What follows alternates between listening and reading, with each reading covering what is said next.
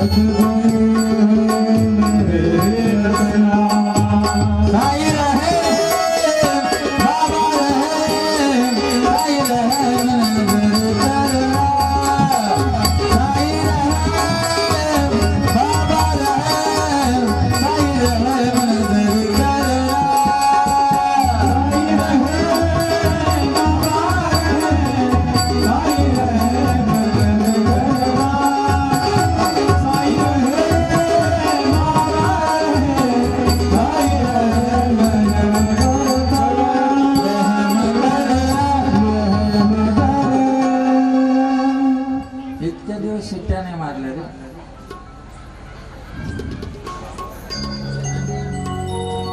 जास्त शिट्ट्या मारतो काय? अनंत कोटी ब्रह्मानायक भगवान साईनाथांच्या या दिव्य दरबारामध्ये संत साईबाबा प्रतिष्ठान यांच्या वतीनं आपल्या श्री क्षेत्र घोगरगाव नगरीमध्ये भगवंताचं भक्तीचं हे महापर्व सुरू होत आहे.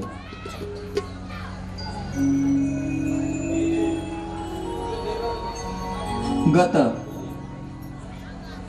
7 दिवसापासून भक्तीचा मळा या ठिकाणी भगवत भक्तीचा आपण फुलवलाय. आपल्या श्रद्धेनं आपल्या भावानं तो भगवंत जो आहे तो भगवंत आपलासा करण्याचा प्रयत्न केला गेला आणि त्या अनंत कोटी ब्रह्मांड नायक भगवान साईनाथांची पवित्र आणि महान असणारी कृपावंत जागृती या ठिकाणी स्थापित करण्याचा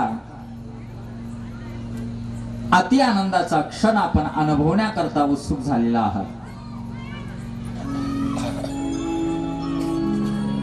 देवाला आनंद व्हावा याकरता जीवानं भक्ती करावी हा प्रघात आहे.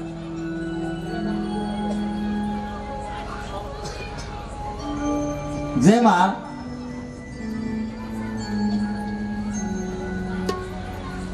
धर्म आणि ईश्वर यांच्या प्रती आपली आस्था दृढ होते तेव्हा त्या ठिकाणी चैतन्य जे आहे ऊर्जा जी आहे ती प्राप्त होते. परंतु ज्या ठिकाणी धर्म आणि ईश्वर यांच्यावरील आस्था जी आहे ना आस्था आपली कमी झाली का समजून घ्या तो देश दुःखी राहील. मूलतः धर्माला शांती द्यावी. ज्या ठिकाणी धर्माला स्थान नाही त्या ठिकाणी शांतता नाहीये बघा. आपल्या अवतीभोवतीचे जे राष्ट्र आहेत देश आहे त्या देशामध्ये धर्माला स्थान नाहीये म्हणून तिथे शांती नाहीये. जिथे धर्म आहे त्या धर्माला स्थान आहे तिथेच खरं समाधान आहे. आपण सत्यत्वाचा अंगीकार करताना लोक दिसतात पण सत्य आहे नुसतं दिसायला आहे परंतु आतमधून मात्र सर्व असत्यानं तुम्हाला ग्रासून ठेवलेला आणि असत्य जे आपल्या जीवनामध्ये आहे जी खोटी भूमिका आपली जगण्याची आहे ना तुमच्या आमची प्रत्येकाची अनेकांची असते जीवन जगण्यामध्ये दाखवणं एक आणि करणं एक असते. आणि जिथे असत्य आहे तिथे पापच नाही तर पुण्य देखील पुण्याचा क्षय होत चालतो. पुण्य देखील कमी होत चालतो. म्हणून जीवनामध्ये निर्भय आनंद जर आपल्याला कमवायचा असेल तर सत्य तत्व जे आहे आपल्या जीवनामध्ये ते अंमलात आणा. आणि सत्य तत्व जे आहे ना ते भगवंताचं आहे तो ईश्वर आहे. त्या ईश्वरानं तुम्हाला आम्हाला सत्य तत्वाची खऱ्या अर्थानं जाणीव करून दिलेली आहे. धर्माच्या ठिकाणी ईश्वराच्या ठिकाणी निष्ठा ठेवाल भाव ठेवाल तरच तुमच्या आमच्या जीवनामध्ये आनंद येणार आहे. मितभाषी व्हाल सत्यभाषी व्हाल तर पुढे तरी सुख आपल्याला मिळेल. माणसानं मितभाषी बनलं पाहिजे. कर्कशवाणी कदापि नसो कारण कर्कशवाणीनं माणसाचं समाधान जीवनात ती शांती निघून जाते बघा. मितभाषी राहा. सर्वांना सर्वांचं समजावून घ्या. समजून घेण्याची वृत्ती अंगी बाणा. आणि एखाद्याला प्रत्युत्तर जेव्हा तुम्हाला द्यायचं आहे तेव्हा ते प्रत्युत्तर देताना मितभाषी तत्वानं द्या. त्याला जास्त बोचेल टोचेल असं उत्तर देऊ नका. कारण भगवंत जो आहे तो ज्या ठिकाणी तुम्ही मितभाषी असाल त्याच ठिकाणी भगवंताचा वास असतो बरं का. ज्ञानोबा जसं म्हणतात, साचा आणि मवाळ शब्द मितुले रसाळ. खरं जरी असलं तरी मितभाषी तत्वानं बोला, टुचून बोलू नका. जसं आपण बघा रोज सकाळी स्नान करतो,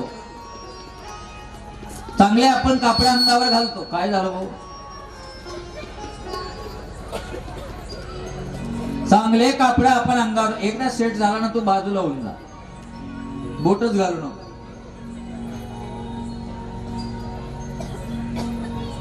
सकाळी सकाळी आपण आपलं शरीर अंघोळ घालून स्वच्छ करतो, चांगले वस्त्र अंगावर घालतो. जसं शरीर आणि वस्त्र आपण स्वच्छ ठेवतो ना, तसं आपलं मन पण शुद्ध ठेवा, स्वच्छ ठेवा, मग जीवनात आनंद आहे. आणि कधीही जीवनामध्ये आपल्या ध्येय असावं. ज्यांच्या जीवनामध्ये ध्येय नाही ना, त्यांच्या जीवनातला प्रवास देखील अतिशय भयानक असेल, संकटाचा असेल. ध्येयानं प्रेरित व्हा, ध्येयावर आरूढ राहा. तुम्हाला जगायचं असेल, सन्मानाने या मृत्यू लोकामध्ये राहायचं असेल, जगामध्ये तुम्हाला मान मान्यता मिळावी असं वाटत असेल, तर ध्येयानं प्रेरित व्हा, ध्येयाच्या मागे लागा. असं म्हणत ना, होय मला माझ्या जीवनामध्ये अशा अशा गोष्टी साध्य करायच्या आहेत, त्या ध्येयावर आढळवा. म्हणजे तुमचं इकडे इकडे मन भरकटणार नाही, इकडे इकडे तुमचा जो वेळ आहे ना तो वेळ जाणार नाही. कोणाच्या कुरापती, कोणाच्या उचापती, कोणाची निंदा, कोणाची नालस्ती करण्याकरता तुमचं मनच दसावणार नाही. ध्येय जे आहे ना त्या ध्येयावर आढळवा. मग बघा तुमच्याकडे वेळ शिल्लक राहणार. आपल्याकडे भरपूर वेळ शिल्लक असतो. जेव्हा आपण दुसऱ्याच्या उचापती, पंचाती, निंदा, नालस्ती करतो ना, तेव्हा समजून घ्या आपल्याकडे वेळ आहे. परंतु ध्येय जर असेल ना, बघा जे ध्येयवादी असतात ना, त्या ह्या गोष्टी, फालतू गोष्टीकडे लक्ष देत नाही. आणि जोपर्यंत जीवनामध्ये ध्येय नसेल, बिगर ध्येयाचं जीवन जेव्हा आपण जगतो ना, तेव्हा ते पापमय जीवन असतं. म्हणून आपल्या जीवनामधलं ध्येय आपल्या जीवनामध्ये अंमलात आणावं, याकरता साई चरित्र, याकरता साईबाबांचं जीवन चरित्र, याकरता साईबाबांचं अवतार चरित्र झालेलं आहे. टार्गेट माणसाने निश्चित करा आणि प्रवास सुरू करा. बघा जीवनात मध्ये कधीच अपयश होते. हा पैसा, अडका, धन दौलत जी आहे ना, ही प्रारब्धानुसार कमी अधिक होईल, पण ध्येयावर आढळून राहिलं ना, तुम्हाला जीवन सुद्धा सुंदर जगताय. स्वयंपाक जर तुम्ही ताईमायावर ना, तुम्ही स्वयंपाक मन लावून केला तर त्या स्वयंपाकात गोडी आहे. मला स्वयंपाक सुंदर बनवायचा या ध्येयानं जेव्हा तुम्ही प्रेरित होता आणि गॅस पेटवताना, तेव्हा त्या स्वयंपाकामध्ये एक वेगळी चव येते. परंतु मला रेट थापून घालायचे आहे असा भाव जर मनात आणला तर त्या स्वयंपाकातला आनंद निघून जातो, रस निघून जातो. ठीक आहे जीवनामध्ये. म्हणून साईबाबांचं जीवन जे आहे ते तुमच्या आमच्या करता महापर्वणी आहे. आज परात्पर परमेश्वर भगवंताचा अधिष्ठान या ठिकाणी स्थापित व्हायला अगदी काही तास शिल्लक राहिलेले आहेत. आणि या अतिशय कमी वेळामध्ये आम्हा प्रत्येकाच्या अंतःकरणामध्ये त्या भगवंताच्या प्रती जो श्रद्धा भाव आहे ना, तो अतिशय सात्विक आहे.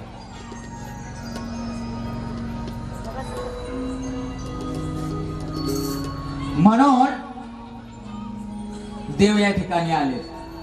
देव काय असे कधी येत नाही. तुम्हाला एक महत्वाची गोष्ट सांगतो, मी काय का, जेव्हा संत साईबाबा प्रतिष्ठानचे सर्व पदाधिकारी शिर्डीला बाबांची मूर्ती बघायला आले होते, मलाही बोलवून घेतलं. आम्ही मूर्ती बघायला गेलो दुकानामध्ये. खूप सुंदर सुंदर मूर्त्या त्या ठिकाणी होत्या.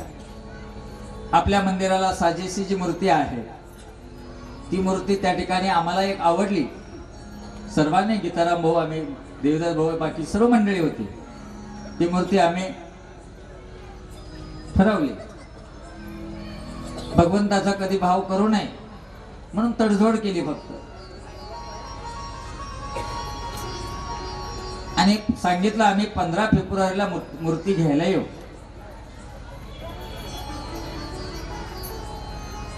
हे 4-8 दिवसाचा कालखंड गेल्यानंतर मी गीताराम भाऊंना फोन केला. गीताराम भाऊ, आपल्याकडे एक असा दाता आहे तर तो साईबाबांचं जिथं जिथं मंदिर असेल ना तिथं तिथं मूर्त्या देतो. गीताराम भाऊ म्हणजे ठीक आहे, चांगले. म्हटलं तुमचे 2-1 लाख रुपये या अनुषंगानं वाचतील. ते म्हणाले ठीक आहे महाराज, बघूया, चर्चा करू.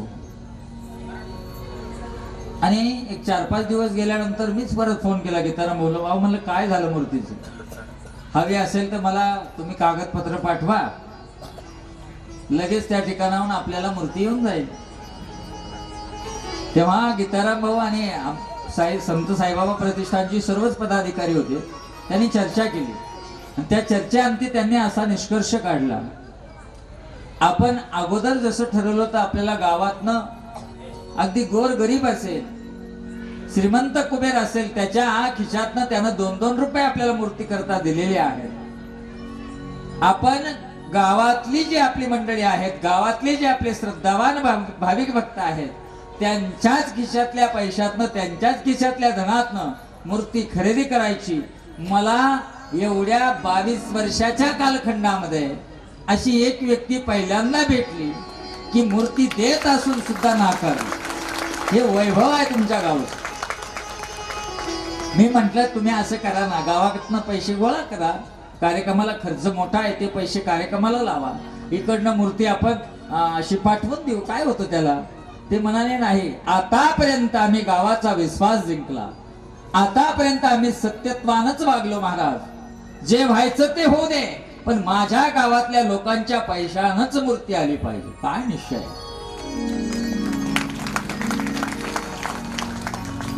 मग मला वरून म्हणते त्यांना म्हणावं जे मूर्ती देणार आहेत तुम्ही त्या मंदिराला काही निधी द्या. मी तिकडे रिक्वेस्ट केली त्यांना, मोठं ट्रस्ट आहे त्यांचं, चॅरिटेबल ट्रस्ट. ते म्हणाले आम्ही पैसे देत नाही, तुम्ही मूर्ती मागा, आम्ही लगेच मूर्ती पाठवून देतो. आणि हे असं एकमेव मंडळ आहे का ही मूर्ती घ्यायला नकार देते. आता 4 मे मध्ये 4 मे पासून 11 मे पर्यंत श्री क्षेत्र ब्राह्मणगाव तालुका सटाणा जिल्हा नाशिक या ठिकाणी असंच भव्य दिव्य मंदिर उभं राहिलं. तिथे द्वारकामाई आहे बांधलेली. अगोदर द्वारकामाई बांधली आम्ही, नंतर तिथे खंडोबाचं देऊळ बांधलं, मग बाबांचं मंदिर बांधलं. आता चावडीचं काम चालू आहे. 5 तारखेपासून 4 तारखेपासून अतिशय भव्य दिव्य कार्यक्रम, अतिशय मोठा कार्यक्रम गावाच्या बाहेर आहे. 5 किलोमीटर डोंगरापाशी ते गाव म्हणजे ते ठिकाण. तिथं त्यांनी साक्षात शिर्डी बसवलेली आहे. त्यांनी मला असंच रिक्वेस्ट केली होती, मी त्यांनाही मूर्ती पाठवली. ते मंदिर मोठं आहे, याच्यापेक्षा मोठं आहे. तिथे 13 लाख रुपये किमतीची मूर्ती गेली. मला मग इकडे येईल, परंतु नकार दिला या मंडळींनी. किती सद्भाव आहे तुमचा महाराज. आम्ही भगवंताच्या ध्येयानं प्रेरित झालेली माणसं आहोत. आमचं गाव इतकं चांगलं आहे, आमच्या गावामध्ये इतका स्नेहभाव आहे का हे मंदिर पूर्ण व्हावं, हे मंदिरामध्ये बाबा यावेत आणि हे आपल्या सर्वांच्या सहकार्यामधून यावे अशी उत्कट भावना आमच्या सर्व संत साईबाबा प्रतिष्ठानच्या सर्व सेवेकऱ्यांची असल्या कारणानं ग्रामस्थांची भूमिका जी आहे त्या भूमिकेतनं आणि प्रतिष्ठानच्या सहकार्यामधून एवढं मोठं भव्य दिव्य अधिष्ठान उभं राहिलेलं आहे. सोपं नाहीये. मी भारतभर फिरतो. जेव्हा तुमच्या घोगरगाव मध्ये मी 2013 मध्ये आलो होतो पहिल्यांदा, बरोबर आहे का, तेव्हा माझी 23वी कथा होती. आज मी 478 कथेचा प्रवास केला भारतभर. एवढा फिरलो मी, एवढा प्रवास, एवढा बाबांचा भक्तीचा महिमा गात आहे. आणि एवढा महिमा गात असताना मला लाखो लोक भेटले. मला जवळजवळ 40 लाख लोक थेट ओळखतात. एवढा परिवार बाबांच्या काळामधून गोळा केला, पण असं गाव आणि असे सेवेकरी माणसं मी कुठेही पाहिले नाही. एक कौतिकाची गोष्ट आहे की ती तुमच्या गावामध्ये रुजलेली आहे. स्थानापन्न झालेला हा जो भगवंत आहे, जे शिर्डीला तुम्हाला अनुभूती येते गेल्यानंतर, तीच अनुभूती तुम्हाला बसल्या जागी आपल्या गावामध्ये येणार, यात तिळमात्र देखील शंका नाही. जेवढा हवा असेल ते इथेच तुम्हाला मिळणार आहे. इकडे इकडे फिरण्याची तुम्हाला गरज नाही. देवाचं अधिष्ठान तुम्ही उभं केलं आहे आणि त्या भगवंताची कृपा जर सदोदित आपल्यावर व्हावी असं तुम्हाला वाटत असेल ना, माय बापांनो, फक्त बाबांना जे आवडतं ते करा. स्वतःला जे आवडतं ते कधी करूच नका. देवाला जे आवडतं ते करा. भगवंत ज्यानं जवळ येईल ते आपल्या जीवनामध्ये कृती घडली पाहिजे. मुळात कृती घडण्याकरता परमार्थ आहे. कृती घडण्याकरता देवाचे अधिष्ठान. आपल्याकडनं कृती झाली पाहिजे.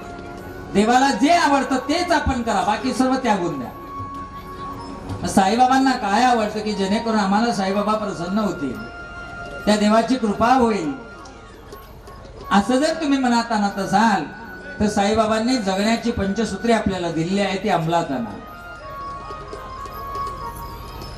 बघा, तुम्हाला जर सुखी व्हायचं असेल, जीवनामध्ये आनंदमय गोष्ट अनुभवायचा असेल, समाधान आणि शांतता तुम्हाला तुमच्या घरामध्ये हवी असेल, तर साईबाबांची हे 5 सूत्र अंमलात आणा. बघा, तुमच्या जीवनामध्ये आनंदच आनंद राहील. कधी पण जीवन जगत असताना जेही तुमच्या जीवनामध्ये घडत आहे ना आता वास्तवामध्ये, त्याचा स्वीकार करा. त्याला बाजूला झटकू नका, त्याला बाजूला करू नका. जे येत आहे ना आपल्या जीवनामध्ये, मग ते सुख असो नाही तर दुःख असो, त्याचा स्वीकार करा. कारण तुम्ही दुःखाला जर सामोरे गेले नाही ना, तुम्ही दुःखाच्या बाजूला पळवाटा काढून बाजूला गेले ना, तर ते दुःख कधी तुम्हाला सोडत नाही. सावलीसारखं आपल्या पाठीमागे राहतो. कारण प्रारब्धाने सुख आहे आणि प्रारब्धाने दुःख आहे. मग त्याचा स्वीकार करून त्याच्याशी लढण्याचा, त्याच्याशी मुकाबला करण्याचं सामर्थ्य अगदी बाणा. मग बघा, आपण स्वीकार करत नाही, दुबळे झालो, आपण घाबरट झालो, पळकटे झालो, आपण पळकटे. आपल्या समोर संकट दिसलं का आपण घाबरून पळतो. तुम्ही फेस करा, त्याला सामोरे जा. जर तुम्ही सामोरे गेले तर एक तर त्या संकटाशी लढण्याची शक्ती तुमच्यामध्ये येईल. जर संकट तुमच्या सामर्थ्यापुढे श्रेष्ठ ठरलं तर तुम्हाला ते लढत असताना काहीतरी अनुभव तर येईल ना. पण तुम्ही डायरेक्ट घाबरून जा, बाजूला पळता, बाजूला सामोरे जात नाही आपण संकटाच्या. जर संकटाच्या सामोरे तुम्ही न जाल, त्या आहे त्या गोष्टीचा स्वीकार न कराल, तर तुम्ही कोणता इतिहास बनवणार आहे, कोणता इतिहास घडवणार आहे तुमच्या जीवनामध्ये? काहीच इतिहास नाही तुमचा. आले तसे गेले. जीवनामध्ये उभं राहायचं असेल तर लढायचं शिका, स्वीकार करा. जीवनामध्ये जे घडतंय ना त्याच्या सामोरं जा. बघा, तुम्हाला शिकायलाच मिळेल. अजून एक जीवनाचं महत्वाचं सूत्र आहे जगण्याकरता. वास्तवामध्ये आपण जीवन जगत असताना ना, अनेक जीवाकडनं आपल्यावर अन्याय झालेला असतो. अनेक जीवाने आपल्याशी शत्रुत्व केलेलं असतं. अनेक जीवांचं वैरत्व आपल्या जीवनामध्ये असतं. अनेक लोक आपला हेवा करतात, मत्सर करतात. करत नाही असं नाही. देव असो नाही तर मानव असो नाही तर दानव असो, हे जशी सृष्टी विधात्यानं निर्माण केली ना तेव्हापासून चालत आलेलं आहे. हेवा करणारे आहेत, मत्सर करणारे आहेत, शत्रुत्व करणारे आहेत, कपटी वागणारे आहेत, समोर येऊन भांडण तंटा वाद घालणारी आहेत. सर्वच आहे आपल्या जीवनामध्ये. हे सर्व जरी आपल्या जीवनामध्ये आहे ना, जर तुम्हाला देवाचं दास व्हायचं असेल ना, तर आजपासून निश्चय करा. बाबाची प्राणप्रतिष्ठा होते उद्या सकाळी. एक निश्चय करा तुम्ही की मी सर्वांना माफ केलं. आजपासून मी कोणाशी वैर ठेवणार नाही. ज्यांची तयारी असेल त्याने बोट वर करा. रावळे, लेकी, बाई साऱ्या आल्या वाटतात. जावई आले का? जावई, त्यांना त्या लेकींनी दाखवायचं आपलं माहेर. बघ आमचं माहेर कसं आहे. तुमच्याही म्हणजे आपण जिथे मी नांदते ते माझ्या सासरी असोच असावं, आदर्श असतो बरं का. लेकीचं माहेर हे लेकीला सासरी आदर्श असत. कारण तो जो आदर्श आहे ना, त्या आदर्शावरच ती सासर फुलवत असते. सरका सरका पुढे पुढे पुढे.